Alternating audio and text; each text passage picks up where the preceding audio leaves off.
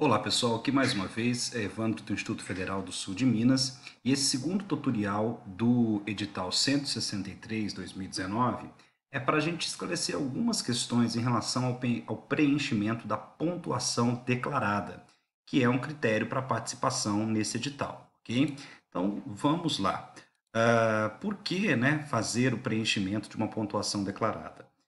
Porque isso facilita muito a comunicação entre a comissão do processo seletivo e os nossos candidatos. Antigamente, o candidato mandava a sua documentação e aí aqui a comissão do processo seletivo ia fazer toda a conferência e atribuir para ele uma pontuação. Então, às vezes, ele mandava achando que tinha 40 pontos em um determinado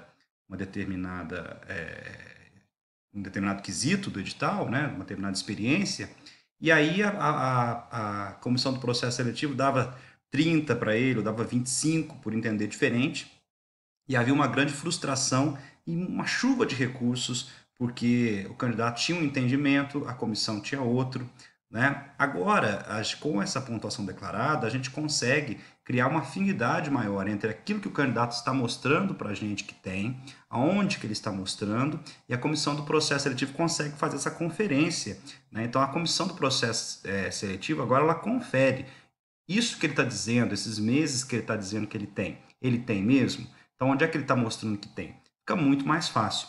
Por isso que o candidato precisa preencher esta ficha de pontuação declarada. Mas para que isso aconteça, existem algumas regras que são muito importantes. E uma delas é que para evitar, né, candidatos que coloquem lá uma pontuação muito grande e não comprovem essa pontuação, e às vezes fazem isso até por má fé, a gente coloca uma regra de ouro, que é o seguinte: se aquilo que a comissão do processo seletivo estiver aferindo for até 5 pontos de diferença para baixo em relação ao que o candidato colocou que tem, tudo bem, não tem problema, a gente faz essa correção, o candidato não vai ficar com a pontuação que ele achou que tinha, mas ele vai ficar com a pontuação que a comissão do processo seletivo está dando para ele.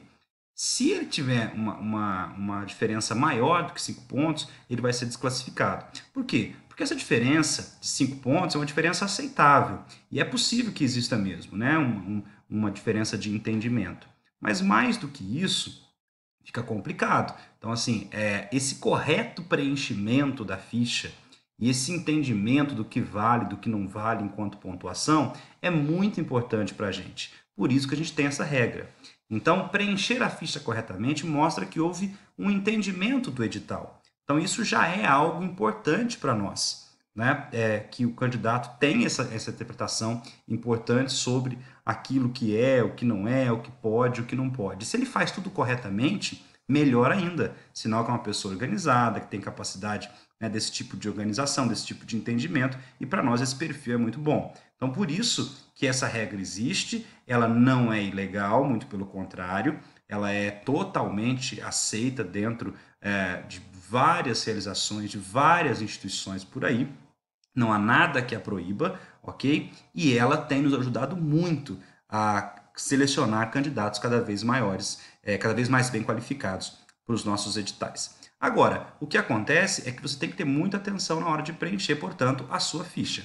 Então, vamos aqui para um exemplo, né? Então, essa parte do formulário de inscrição aqui, que a gente coloca o nome, o código da vaga, isso é muito tranquilo, né? O nome completo, todos os seus dados, só tem que ficar atento aqui realmente ao código da vaga, tá? Porque cada vaga que você concorrer, como mostra aqui, ó, ela tem um código diferente. Esse código é importante para a gente porque nos ajuda na hora de separar ali as documentações, né, para fazer as nossas análises. Então, por exemplo, se você quer ser coordenador de curso lá em Carmo de Minas, então você vai colocar lá 16301 e qual que é a sua função? Coordenador de curso. Se você quer ser tutor, aí 16302, mas isso em Campos Gerais. Se você quer ser tutor em Cruzília, 16303. E assim vai, né? Até chegar na 16312, porque nós temos 12 vagas. Então é sempre o número do edital e mais o número da vaga. Então a última vaga aqui é a 12, a gente tem a 16312.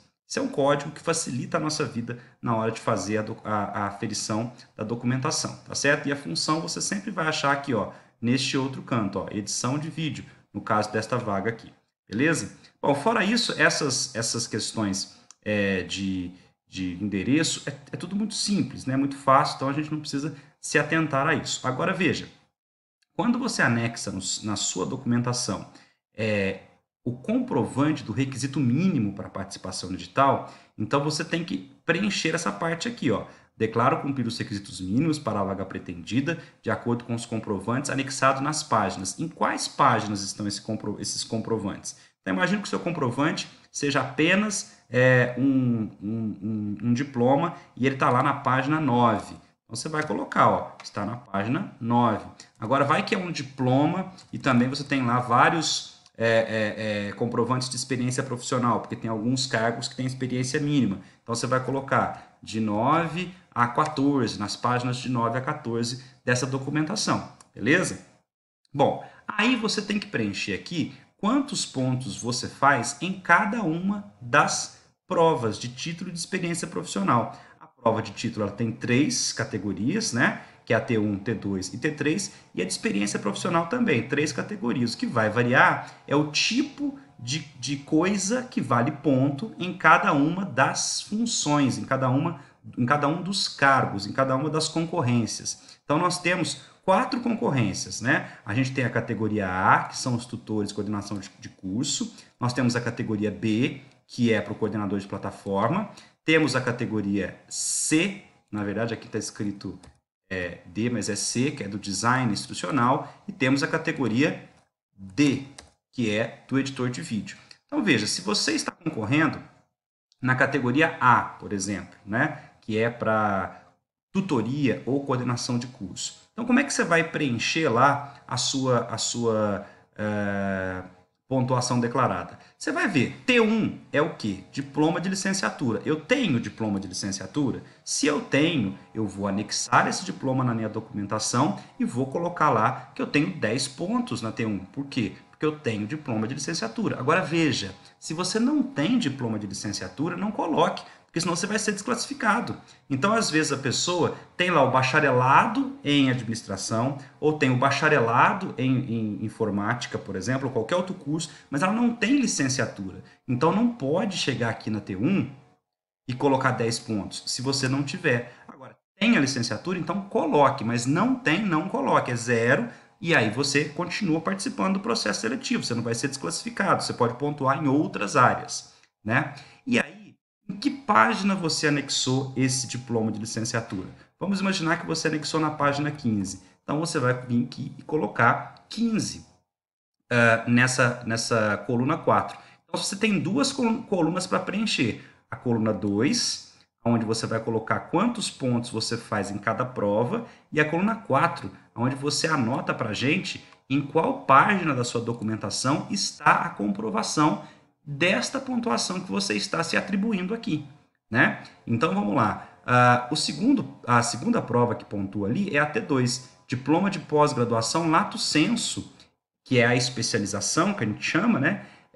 Em Educação à Distância ou Design Institucional. Veja, esse em Educação à Distância não é na modalidade EAD, é uma pós-graduação em EAD. Aquilo que você estudou tem que ser algo que se relaciona com a EAD. Se você fez uma pós-graduação na modalidade EAD, mas é uma pós-graduação que não fala sobre EAD, que a carga horária dela, 80% não seja sobre esse tema, esse assunto, você não pode botar aqui, tá? Vai ter outro lugar que talvez vai pontuar, mas aqui não, tem que ser em educação à distância, mas não na modalidade educação à distância. Pode ser também, mas desde que o tema da pós-graduação seja algo que tenha a ver com educação à distância. O título da sua pós-graduação, tá? Não é só fazer pós-graduação em EAD, isso não resolve. Na modalidade EAD, isso não resolve. Tem que ser com esse título, com esse tema, né? Com essa área de estudo. Depois, então vamos lá. Suponhamos que você não tem essa pós-graduação. Então você põe 0 aqui e aqui você não vai colocar nada. Pode pôr um tracinho ou não põe absolutamente nada. Na T3 é mestrado, doutorado ou especialização. Você não pode repetir o diploma que você já colocou. Então, vamos imaginar que você tivesse colocado um diploma aqui, que você tivesse mesmo, em design institucional, por exemplo, ou em educação à distância. Você não pode repetir esse diploma aqui na T3, tá? Então, você teria que ter uma outra especialização, ou então, às vezes, você tem um mestrado ou doutorado. E aí você põe, vamos imaginar, eu, por exemplo, tenho mestrado em educação. Então, eu colocaria aqui, 15, mestrado em educação. Pronto. Aonde é que eu botei esse mestrado? Ah, na página 16. Então, coloco aqui, 16, que é a página onde eu coloquei. Aí, depois vem a E1, experiência profissional comprovada em docência, e ou tutoria, e ou coordenação de curso, e ou coordenação de tutoria. Tudo na educação à distância. Se você tem essa experiência contada em meses, então você vai a cada um mês completo, não pode ser fração, você vai ganhar 0,5. E aí você tem que fazer a conta e escrever lá. Lembrando que se você não tem o comprovante em meses, mas ele é em dias, então a cada 24 dias você deve considerar como um mês. E se você não tem o comprovante em dias e nem em meses, mas você tem em horas, a cada 5 horas você tem que considerar como um dia, tá certo? Ah, Evandro, mas não foi bem assim? Não importa, pessoal. Aqui nós estamos fazendo uma regra de análise, né, para a gente saber estipular critérios objetivos. Então, por isso que a gente faz essa contabilidade desse jeito, para que a gente possa analisar todas as documentações que nos são enviadas, ok? Então, fique atento a esta regra, tá?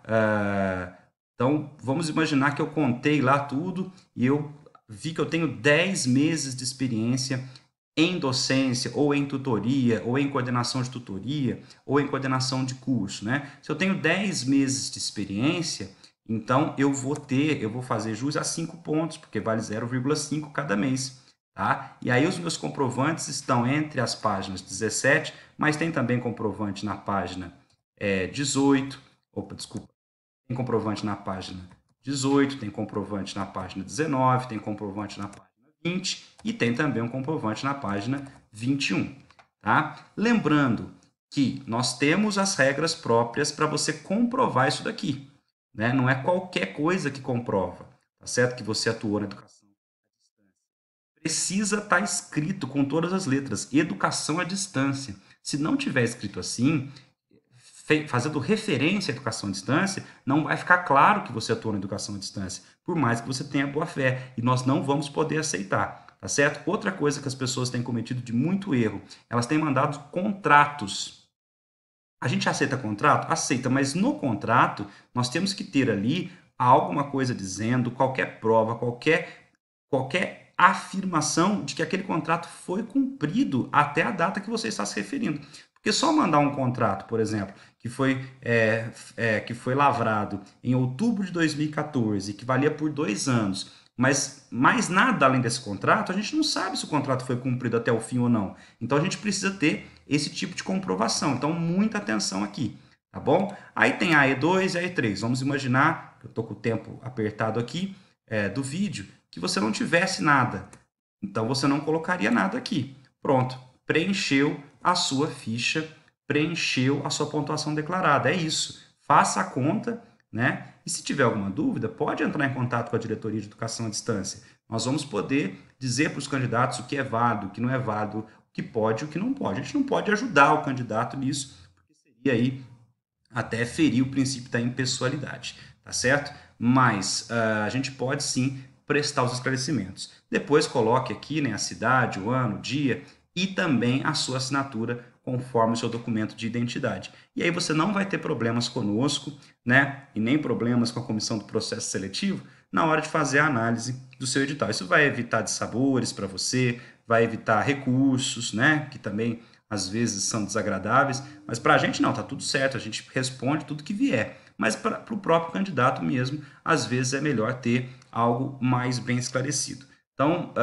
boa sorte a todos aqueles que querem tentar trabalhar conosco, né, como bolsistas na educação à distância, e a gente espera que todos vocês possam ter sucesso aí nessa empreitada. Um abraço e até o próximo vídeo.